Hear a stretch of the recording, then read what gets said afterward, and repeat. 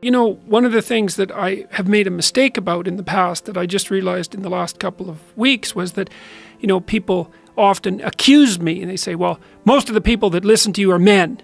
And I think, you know, when you're accused like that, your automatic response is, well, you wouldn't be accused if you weren't doing something wrong. So there must be something wrong about that. It's like, why isn't it 50% women? And so I've said things like, well, you know, 80% of the people who watch YouTube videos are men. And so the fact that 80% of the people who watch my videos are men, isn't that surprising given that base rate? Then why is that all of a sudden supposed to be a bad thing? I'm asking men to, you know, to be more honest, and especially in their speech and their thinking, and to be more responsible for themselves and for their family and for their community, and to grow up and to shoulder their burden and to live a responsible and meaningful life, and putting those two things together conceptually. And it's like, and then there's an accusation about that as if there's something wrong. And I thought, well, why am I even playing into this? It's like, fine, I'm talking to men.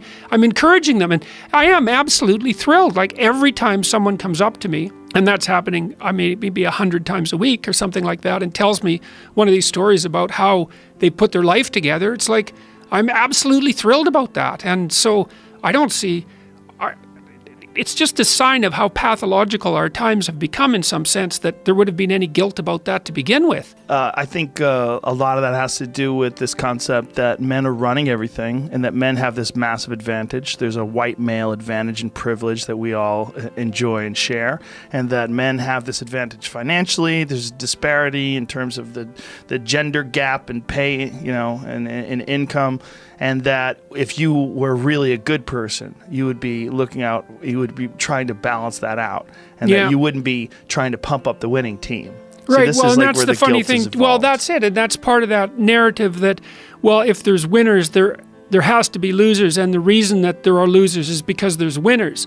And that's complete bloody nonsense, because as far as I'm concerned, that, and I really believe this, is that every single person who sets out to put themselves together ethically is a net positive to everyone around them. There's no downside to that. You know, and my book has been criticized by people who've read it very poorly, especially chapter 1 when I talk about hierarchies, that I'm somehow supporting the idea that power in a hierarchy is the right way to be. And there's absolutely nothing in what I've written that suggests that at all. Like, I'm suggesting that human hierarchies are very complex, and that the way that you win in a human hierarchy is by being competent and reciprocal. And so, I mean, for example, even if you're selfish, let's say, you got to think very carefully about what that would mean if you were selfish and awake, because you have to work to take care of yourself and what you want, say, in this moment. But then there's you tomorrow, and there's you next week, and there's you next month and next year and 10 years from now and when you're old. So because you're self-conscious and because you're aware of the future, you're actually a community unto yourself. And if you're selfish and impulsive, all that means is that you're serving the person you are right now, you know, in that impulsive way, but not the person you're going to be. And so that's not a good grounds for any sort of ethical behavior. And I see that if you serve yourself properly, there's no difference between that and serving your family properly and serving your community properly, that those things all mesh in a kind of a harmonious manner.